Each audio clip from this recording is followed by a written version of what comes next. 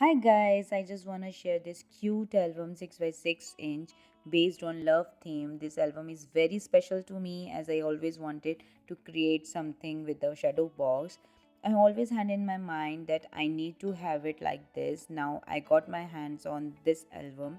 I knew what I want to execute on this, what kind of papers I need to use with it. So here you can see that this album is all about love, and you can see the papers like red, flowers, hearts, some die cuts, some floaters, some pop-ups, and all the elements which we can include in this love theme album. So you can see the beauty of the photos, the clarity, the perfect sizing, and the editing on it. Deepika wanted me to show all the special moments they had from their 1 year courtship period, as this will be their last meet before becoming the official couple. Just imagine, guys, how beautiful their courtship period would be. So, with me, she discussed the feelings and the moments she wants me to keep for lifetime through this album.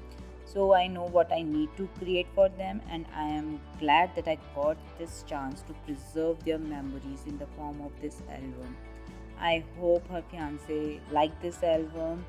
So, guys, do let me know what are your views about this album in the comment section. Do write your comments and show your love. Till then, enjoy the video and let me know.